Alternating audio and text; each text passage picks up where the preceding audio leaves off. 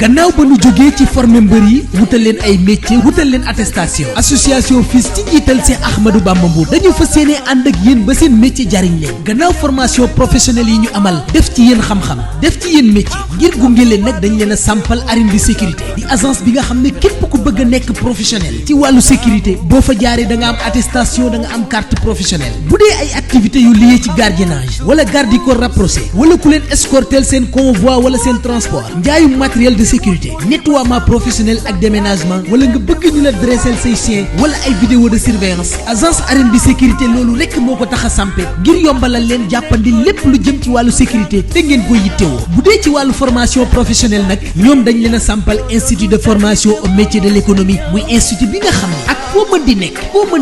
ak ci loo mën di yëngu boo bëggee ñu former la ci yile métier daw sil gaaw am sa diplôme nekk professionnel ñu ci wàllu agriculture ci wàllu horticulture ci wàllu élevage entrepreneuriat restauration ci wàllu informatique bureautique wàllu sérigraphie wàllu infographie wàllu mécanique automobile auto école gestion de caisse assistante de direction boo ñëwee ci bile institut danañ la former jox la métier jox la sa diplôme ngay wéy di ko jariñoo kon mbokki Sénégal yéen ndaw ñi nga xam ne amagu leen métier wala formation jafe leen lool daw leen seeti arène de sécurité wala institut de formation bi nga xam ne boo ca tàbbee da nga am diplôme da nga am métier te boo génnee da nga noppal sa bopp bu ngeen bëggee jokkoo ak ñun mën ngeen ñoo woo ci 33 857 50 19 wala ci 77 134 71 94 wala ci 77 471 22 92 kon mbokki Sénégal yéen jeunesse bi laay waxal association FILS njiital Cheikh Ahmadou Bamba Mbour ñii ñëw fas yéene tontu ci seen i laaj lu jëm ci wàllu formation ngeen bëgg a nekk ay professionnel lu jëm ci wàllu formation ngeen bëgg a nekk boroomi métier ngir mën a laaj seen i àq ak seen i yelleef ñu ne formation yi nag ñu ngi war a amal démarrage officiel bi le 13 février fii ci Parcelles Assainies unité 22 numéro 244 kon daw leen gaaw mbokk yi inscrire waajal seen formation bu jaar yoon ngir am métier bi méngoog seen bëgg-bëgg kon mbir maa ngoog mbiri ñëpp la képp ku bëgg a formé wu dawal gaaw ndax ndaw ñi rekk ko tax a samp ci diwaanu Sénégal. waa léegi askan boobu nag mbay bu ñu jugee ba jël seeni destin en main dafay am ay kilifa wala ñu ñuy wooye ay imam génn di saaga askan woowu parce que imam bi tey génn bi mu génn tey ne ku dee ci manifestation yi da nga xaru yaa peut-être safara nga jël yaa peut-être 2 ans ou 3 ans ci ginnaaw am na benn porte-parole këru diine ci mooy bi xale yi dee dem ci gaal yi 400 et quelques jeunes dee ci gaal yi yéen a ngi fàttali ko yàggul dara amoon na benn xale porte-parole kilifa diine génn ne ñi dee ci géej gi dañoo xam mbay Ousmane Ndiaye mu nekkoon message bu doy waar bu métti message boobu message dootuma choqué noonu ndax xamal moo tax nekk ci réew juddoo fi yaroo fi màggee fi am nday am baay génn ko jaral la sa bakkan xam nga ne réew moomu am na lu fa doxul réew moom war nañoo laaj ku ko jiite réew moom war nañoo laaj nan lañ ko jiite xaaral ma daaneel réew moom war nañoo laaj nan lañ ko jiite réew moom war nañoo laaj ana alalu askan bi réew moom war nañoo laaj ana kilifa yi ko jiite balaa ngaa joxañ baaraamu ndaw bi nga xam ne dafa ñàkk espoir ba génn réewam ba mu jaral ko dee balaa ko daa sonn rek moo salaam bàyyi ma accouché ay ca naa bu dugg jeex da bàyyi nga daaneel yow dafa yéex de mu gàtt une heure de temps xam nga lamb la dëgg la yow lamb bu gaaw a jeex dañ koy comprendre la dëgg ay ci ñëwal ma ne lak ñëwal lak ñëwal Aliou Seye lan nga rek gars yi dañuy ruube quoi gis nga quartier populaire moo nekk nii ñoo ngi nii toog mais da ngay wax sax ñu lay ruube mais garaawul discours baax na doon réew moo xam ne El Hadj Ndiaye waaw bu ñu xuloon nee na waa kii moom nii la mel kii dina ma wax mais yàlla li nga waay nag yàlla billahi dafa nekk discours bu baax nag bur naa ci la dafa dugg quoi dama conseil na ndaw ñi ndeysaan may la ci gaal yi ah ndeysaan dama ñu ci gaal sax dama naan bul dugg yaa ngi ñëw non bàyyi kii daal ñëpp adama foofu moom mooy boor kii rek nga lancer mu dem bu dis nag donc gars yi nee na ngeen bàyyi ma wax internautes yi nee na ngeen bàyyi ma wax kon bàyyi leen ma wax fi ma nekkoon mooy Abdou Salam réew mi nga xamante ni sa lépp fa la ne génn ko jaral la ngay dee kon balaa ñu lay condamné yow dañu war a xool lan moo doxul pour man mais kilifa ga moom génnee dafa ne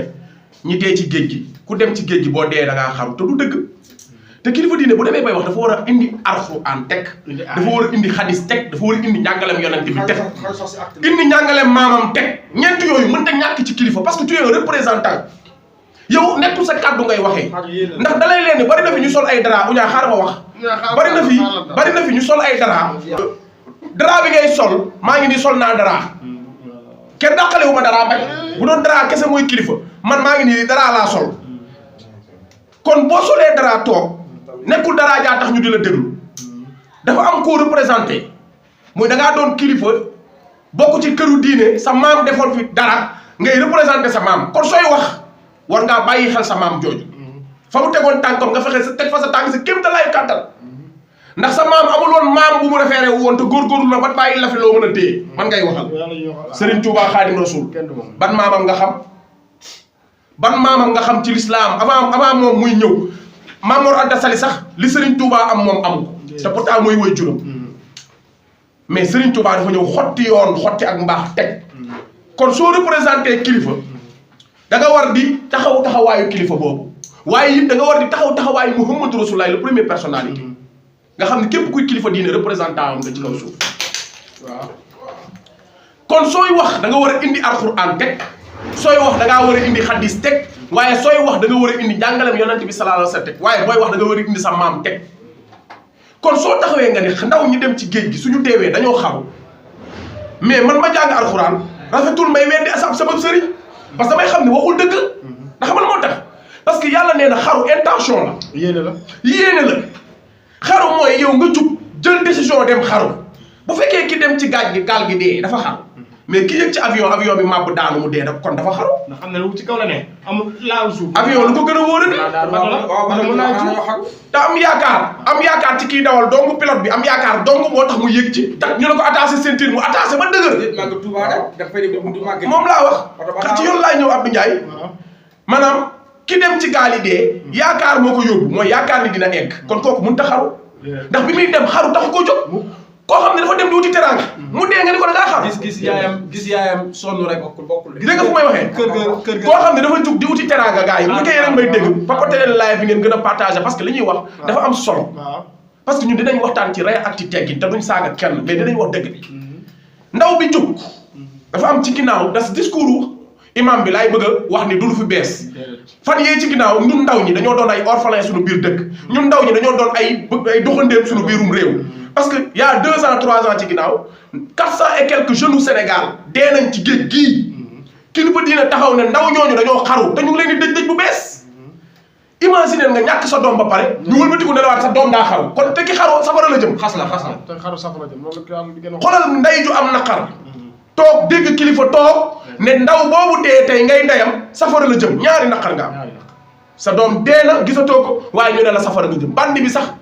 du dee nga naan safara la jëm ki gën a yées ci àdduna sax warul dee nga naan safara la jëm ba pare nga atte ko atte woo xam ni da nga koo tuumaal ndax moom xaruwul kon boo dee ñi dee ci géej gi dañoo xaru kooku ku ko mënti wax ak koo mën a doon mais même boo doon doomu yàlla te yàlla du koy am doom exemple la même boo bokkoon ak yàlla di ngay wax dañ naan la amul te lii amul ku ko wax ci penc bi dinañ la li nga wax amul léegi nag loolu moo indiwaat lii xam nga boo gisee ma dellu 2 ans 3 ans ci ginnaaw dama bëgg a ñëw tontu imam bi dama bëgg a joxe waaw damay bëgg a joxe exemple que ni kilifa diine yi heure bu ñu yëkkatee seen kàddu da wax luy dooleel nguur gi la ñuy wax dina saxal askan bi askan wi heure bu ñu leen soxlaa du ñu leen gis tey soo nee ki dee ci géej gi dafa xaru uñaa ñaay soo nee ki dee ci géej gi dafa xaru parce que dafa demoon bëggoon uti teraanga nguur gi moo jël alal bi da ko def fu mu ko war a def defu ko fu mu ko war a def ba gisatul boppam ci réew mi xëy bëgg a jox yaayam 1000 francs donte nag encouragé wu ma kenn muy dem ci gaal yi ndax man bu gaal taxawoon gratuite du ma yéeg sama tolluwaay la mais du ma ne uñaa bu mu yéeg ndax xaw ma tolluwaayam du ma ne salaam du dem ndax xaw ma tolluwaayam du ma classe Babacar Ndiaye mi dem ndax xaw ma tolluwaayam bëggoon naa yéeg sax yaram bu yéeg man nag léeg-léeg ma yéeg foo xam daa kaw ma koy suude la may fay bu ma daanu mënu ma cee faju heure bu daanoo da nga naan Babacar day xaru ndax fii waru fi woon yéeg di suude xale yi may xaar waaye xale yi koy xaar Jobbe Njaay ak aram mu ndaw ñu jël gaal yëpp dañu ne xaar ñu jël gaal ay xale ñoo leen di xaar ay parental nga xëy war leen jox lu lekk mënoo koo gis kon su ne damay dem ci gaal nga di ko xas sa tolluwaay nga ko jugé te man kona du ma jugé kenn ci tolluwaayam man du ma dem gaal te digaluma ko kenn waaye képp kuy dem ci gaal du ma la xas képp ku dugg ci gaal du ma la xas du ma la xaram parce que damaa xam tolluwaayu réew mi donte bu ma xamul tolluwaayu ñëpp xam naa sama tolluwaay ma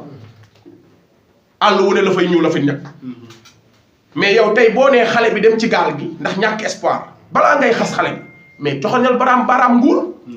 mais nguur su defoon politique de jeunesse bi ñu waxoon mais suñ ko defoon ndaw yi duñ dem ci géej gi. contribuable sénégalais yi suñ ko jaarale woon ci yoon ndaw yi duñ dem ci géej gi. Prodac bi nag. pour 29 milliards ñu ne Prodac la buñ ko tegoon ci yoon ndaw ñu duñ dem ci géej gi. géej gi taxul ñu def ko sax léegi kooku ne lekk xaalis bi ba booy jeunes yi war a kii buñ gisul lu leen Prodac lu leen promotion. mais bi daal gaal yi Covid bi moom kay ku dee si gaal géej gi kooku moom état xar yëpp moom kon xam moo koy encaissé. ba mu ñuy fal bañ koy fal dafa ne woon dinaa fexe ndaw ñi am liggéey. 1000 millions soxla jël gaal. waa léegi yow balaa ngay nangu naa sax nga xas ndaw ñi nangu naa mais balaa ngay xas ndaw ñi mais situer les responsabilités. neel état yow kat boo defoon li nga war a def ndaw ñii duñ dem ci géej gi. soo tegoon sa tànk fi nga ko war a teg boo jëloon politique bu baax teg ko ci réew mi ndaw parce que Sénégal am na Sénégal am na ressources yëpp pour développer am nga géej mais ndaw ñi bëgg fi bàyyi te nag ñi bàyyi man daal xaar salaam ma ñëw ñiy bàyyi di dem xam nga ñooñu ñan lañ mooli parce que dañoo jël géej gi jaay ko ay occidentaux léegi yow kilifa bi balaa ngay situer di xas ndaw bi mais uña situer responsable ay waay jëlee situer responsabilité nguur gi ba pare avant tout même bu dee dag ñuy xas après ñu nangu mais neel nguur gi kat yow yaa amirul muminin nga ndax yonente bi sallallahu alayhi wasallam Seydina Omar bi mu ko doon na dafa dox guddi gis meer buy baxal ay xeer njaboot gi jooy mais Seydina Omar dafa jooy moo tax ina naa ne wa aminu min jooyin wa aminu min xaw fi nekk fii Idrissa Seck mais yow Seydina Omar dafa sëgg jooy ne responsabilité am la ci kii bañ a am lu mu jox njabootam gi parce que njiit la léegi nga nekk président de la république say ndaw yi réew di dugg ci gaal ngir dee ngir uti teraanga kenn du la wax sa bët bi suufa ngi ci waaye ndaw ya la ñuy dal seen kaw. ndaw Sénégal kay sonn rek Seydina Omar doxaleewu ko woon noonu. ba pare duñ leen di xas. Seydina Aline doxaleewu ko woon noonu. Aboubacar Siddiq turandoo Babacar defewul ko woon noonu. yonent bi sallallahu alayhi wasallam defeewu ko woon noonu. waaye nii de la ko Macky Sall defee. bépp njiit bu baax. bépp njiit bu baax. doo seetaan sa askan ñuy dee ci géej. te ba pare li ma ci metti ñoom duñu mës a jël responsabilité teg ko seen kaw chaque jour dañuy dégager seen responsabilité. loolu moo ma gën a metti. xaalis daal la ñuy encaissé mais responsable duñ ko jël de. waaw il paraît qu'on a fait des politiques mais échec weesuwul ñu dem nga toog fukki at ci nguur jël ay jakarta di ko jox ay ndaw kilifa yi yow waxal loolu. dañoo bëgg a wàññi seen yi rek. yow kilifa gi nga toog di dem baaraam ki tuuma ndaw ñi xoolal ku toog fukki at cim réew. tere Jakarta ci territoire Dakar décret ne baaxul day yàq économie xëy di séddale ay Jakarta yow mi naan ndaw bi dem ci gaal gi dafa dee te ngay kilifa pourtant sa bisug maam ñaata nit ay jug oto di dem ngir fekke sa bisu maam di dee doo leen ne dañoo xaru mukk mës ngaa gis ku dee ci gàmmu Tiwaawan ñu ne la da ngaa xaru mës ngaa gis ku doon màggali dee ñu ne la da ngaa xaru mës ngeen a gis ku doon dem ci gàmmu wala beneen ci këru diine dee ñu ne la da ngaa xaru waaye ki dem di wuti teraanga ngir tëral ay waajuram dee ñu ne ko da ngaa xaru ñun fekke nañ fi train bu daanu màggal Touba moor yooyu dootul gaawati am mais kenn waxu leen dañoo xaru waaye kii jóg dugg ci gaal gis ay moroomam dugg ca yegg tekki ñëw tabax moom mu toog di xool mu jug di dem ndogal dal ko amuloo loo koy wax lu dul da ngaa xaru loolu moo ñëwaat nag ba ci imaamu grande mosquée bi may